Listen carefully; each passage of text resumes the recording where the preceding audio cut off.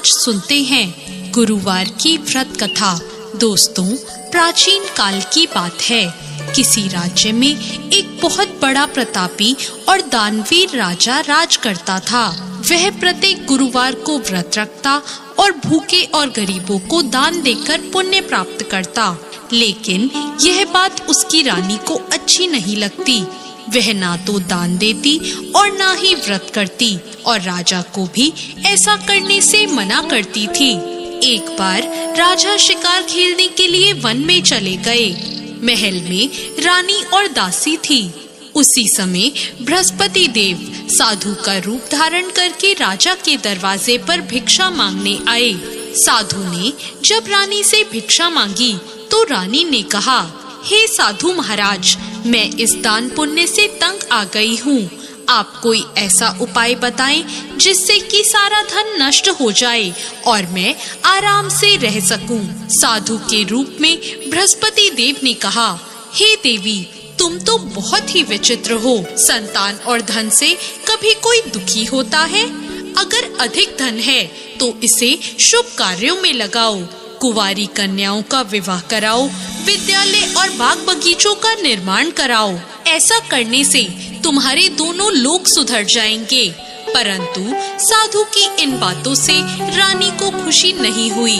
उसने कहा, मुझे तो ऐसे धन की आवश्यकता है ही नहीं जिसे मैं दान में दूं और जिसे संभालने में मेरा सारा समय नष्ट हो जाए।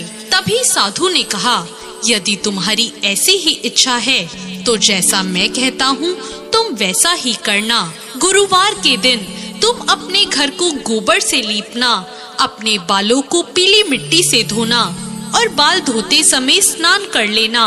राजा से कहना कि वो गुरुवार को हजामत बनवाए, भोजन में मांस मदिरा खाए, कपड़ा धोबी के यहाँ धुलने भेजना। इस प्रकार 7 बृहस्पतिवार ऐसा करने से तुम्हारा सारा धन नष्ट हो जाएगा। इतना कहकर साधु रूपी बृहस्पति देव अंतर ध्यान हो गए। साधु के कहे अनुसार बातों को पूरा करते हुए रानी को केवल 3 ही बृहस्पतिवार बीते थे कि राजा की सारी धन संपत्ति नष्ट हो गई और भोजन के लिए भी राजा रानी का परिवार तरसने लगा। तब एक दिन राजा ने रानी से कहा, हे रानी, तुम यहीं पर रहो, मैं दूसरे देश को जाता हूँ क्योंकि यहाँ पर सभी लोग मुझे जानते हैं, इसलिए मैं कोई छोटा मोटा काम नहीं कर सकता। ऐसा कहकर राजा परदेश चला गया। वहाँ वह जंगल से लकड़ी काट कर लाता और शहर में बेचता। इस तरह वो अपना जीवन बिताने लगा। इधर राजा के परदेश जाते ही रानी और दासी दुखी रहने लगे। एक बार जब रानी और दासी को 7 दिन तक बिना भोजन के रहना पड़ा तो रानी ने अपनी दासी से कहा, हे दासी, पास के नगर में मेरी बहन रहती है, वह बहुत धनवान है। तू उसके पास जा और कुछ ले आ ताकि थोड़ी बहुत गुजर बसर हो जाए। दासी रानी की बहन के पास चली गई। दोस्तों, उस दिन गुरुवार का दिन था और रानी की बहन उस समय बृहस्पतिवार की व्रत कथा सुन रही थी। दासी ने रानी की बहन को अपनी रानी का संदेश दिया, लेकिन रानी की बड़ी बहन ने उसे कोई उत्तर नहीं दिया। जब दासी को रानी की बहन से कोई उत्तर नहीं मिला तो वो बहुत दुखी हुई और उसे बहुत क्रोध आया।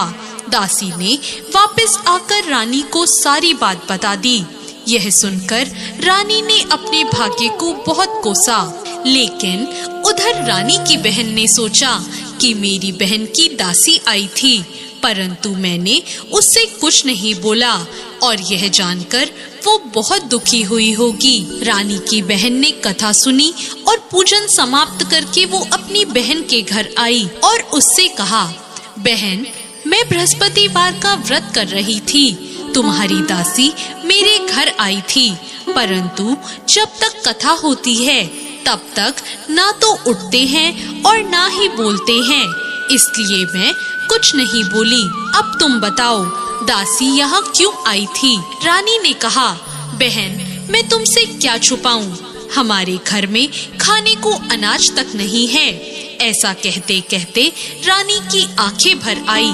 उसने दासी समेत पिछले 7 दिनों तक भूखे रहने की अपनी बात बताई। रानी की बहन ने ये सब जानकर कहा, देखो बहन, भगवान बृहस्पति देव सबकी मनोकामना पूर्ण करते हैं। देखो, शायद तुम्हारे घर में अनाज रखा हो। पहले तो रानी को विश्वास नहीं हुआ, पर बहन के आग्रह करने पर उसने अपनी दासी को अंदर भेजा तो उसे सचमुच अनाज से भरा एक घड़ा मिल गया। यह देखकर दासी को बड़ी हैरानी हुई। दासी ने रानी से कहा, हे रानी, जब हमें भोजन नहीं मिलता तो हम व्रत ही तो करते हैं, इसलिए क्यों ना इनसे व्रत और कथा की विधि पूछ ली जाए ताकि हम भी व्रत कर सकें। तब रानी ने अपनी बहन से बृहस्पतिवार की व्रत कथा के बारे में पूछा। रानी की बहन ने बताया, बृहस्पतिवार के व्रत में चने की दाल और मुनक्का से भगवान विष्णु का केले की जड़ में पूजन करें और दीपक जलाएं, व्रत कथा सुने और पीला भोजन ही ग्रहण करें। इससे बृहस्पति देव प्रसन्न होते हैं। उन्हें व्रत और पूजन की विधि बताकर रानी की बहन अपने घर लौट आई। 7 दिन के बाद जब गुरुवार आया तो रानी और दासी ने व्रत रखा।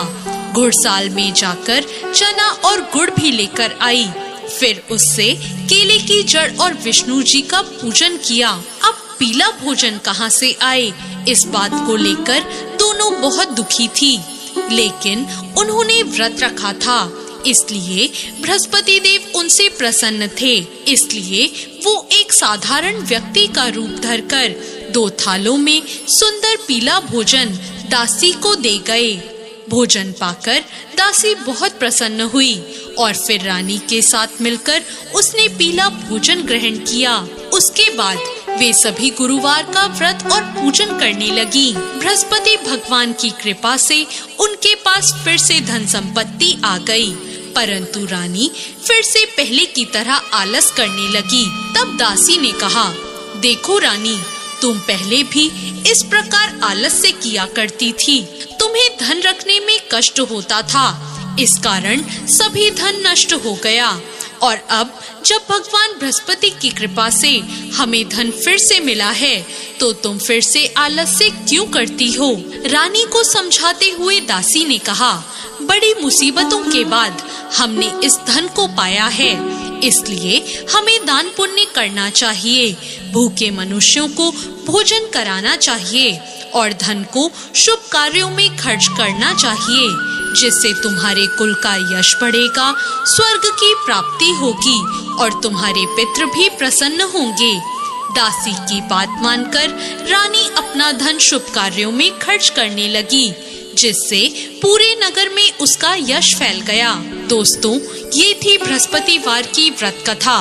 बृहस्पतिवार व्रत कथा के बाद श्रद्धा के साथ आरती करनी चाहिए, जिसके बाद प्रसाद बांटकर उसे ग्रहण करना चाहिए। दोस्तों, कथा अच्छी लगी हो तो वीडियो को लाइक जरूर करें और साथ ही हमारे चैनल को सब्सक्राइब करना ना भूलें। धन्यवाद।